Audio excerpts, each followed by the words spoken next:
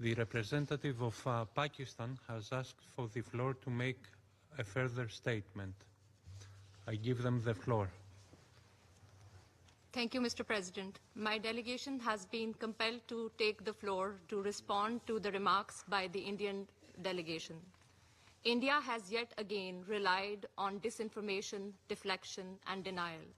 Let me remind the Indian representative this is an open debate on the protection of civilians in armed conflict.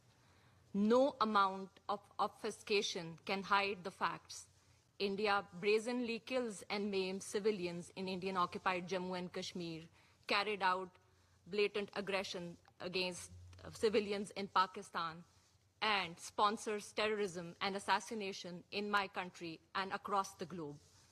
India has even stooped to a new law of impeding the flow of rivers that serve as a lifeline for 240 million people of Pakistan. Water is life, not a weapon of war. Mr. President, Pakistan, together with the international community, condemned the Pahalgam incident. If India had nothing to hide, it should have agreed to credible, impartial, and independent investigations into the incident. On the contrary, India continues to subject people of Indian-occupied Jammu and Kashmir to state-sponsored terrorism to suppress their legitimate freedom struggle.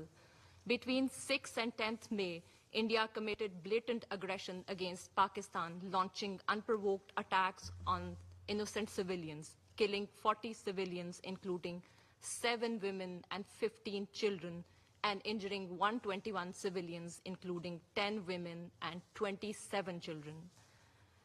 Mr. President, India certainly has no credibility to lecture others on the protection of civilians. Pakistan's counter-terrorism efforts and sacrifices are well known and acknowledged globally. We remain steadfast in our commitment to combat this scourge in cooperation with our partners around the world. India continues to actively fund and sponsor terror proxies, including TTP, BLA, and Majid Brigade, to kill innocent civilians in Pakistan. Just a couple of days ago, a savage attack on a school bus in Khuzdar, Balochistan, took the lives of innocent school-going children and left dozens injured.